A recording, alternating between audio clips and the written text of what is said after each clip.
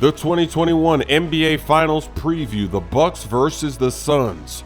In the regular season, the Suns won both games, but both games literally went down to the final shot. Very close. These two teams are evenly matched. One possession with a different outcome changes the ending of both of those games. The sports bettors, they've got the Suns winning the NBA championship. And most of those early bets are because we don't know what's going on with Giannis. We don't know if he's going to be playing, and if he is playing, how well he's going to play, because we all saw that hyperextended knee. You know you need some time to recover from that, but hey, maybe Giannis is Iron Man. Maybe he's made of steel, and maybe he's just going to be playing like nothing ever happened. In their first meeting, Giannis, he put up 47 points, and then he scores 33 in the second game. Those numbers just show that the Suns, they don't really have an answer for Giannis. But even if he goes off, that doesn't mean they're going to lose the game, because they won both of those games despite those stats. The key for the Bucks in the finals, they have to attack the paint. And we've seen them through the playoffs do that at times. They don't always do it, but when they do, they're going to be tough to beat. We saw Brook Lopez step into the hot tub of youth. We saw him get 10 dunks in a game. We saw him dominate, but then in the very next game, he went back to being on the perimeter and shooting his threes. Sometimes we see Giannis doing Euro steps, spin dunks, forcing his way in the paint, but then some games we see him pulling up for three in the first quarter. Chris Middleton, every few games, he's a superstar. He's dropping 30 plus, but then he disappears for a few games. Jrue Holiday, though, is always the one guy that's pretty solid. He keeps them together. Even in that one game where he struggled from the field, he came alive in the clutch, and then defensively all night long, he was doing a pretty good job. One weakness for the Bucks in these finals, it's their coach. He's not very good at making adjustments, especially in the middle of the game. He doesn't change much going from game to game in a series, so in the game, if you're out coaching him, you're probably going to win. In the conference finals, they let Trae Young go off for 48 points in game one. They're not very good with their strategy defending the pick and roll, and the Phoenix Suns, they're a pick and roll team. And unlike the Hawks, they're not going to turn the ball over like crazy. They're not going to get sloppy with it. CP3, he takes care of the ball, and so do the rest of the Suns. And the Bucks, they default to having the pick and roll defender, the big man, just sag back into the paint. If you do that against CP3 and Devin Booker, they're going to pull up from mid-range all night.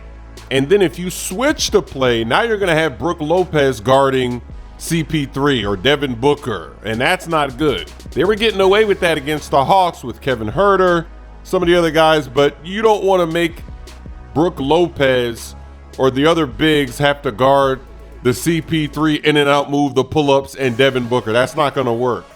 DeAndre Ayton, he can win the championship for the Suns. If he outplays Brook Lopez, they're going to have that edge, and they're going to close out those games. We've seen Lopez, he's doing really good in the playoffs this year. Against the Nets, he had that big block on Kevin Durant when he went to the basket at the end of one of those games. He's been getting a lot of blocks lately. His defense has looked impressive, but the challenge of the young and athletic and skillful DeAndre Ayton, can he show up and play defense against him?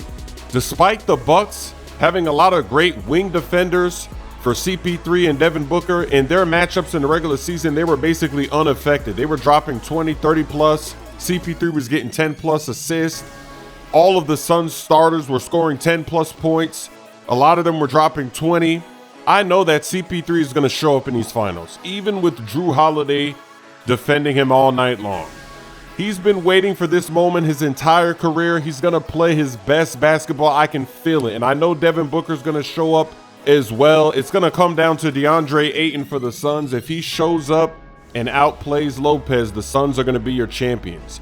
If Chris Middleton, if he can give me 3 superstar games in the finals, then the Bucks are going to win the championship.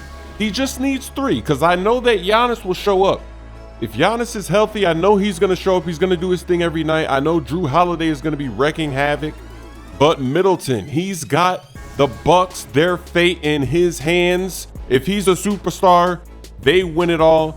My prediction, I'm going with the Bucks in 6. And it is a little nerve-wracking because I know that the Bucks, they have to focus and they have to attack the paint. We know they like to just chuck up the threes.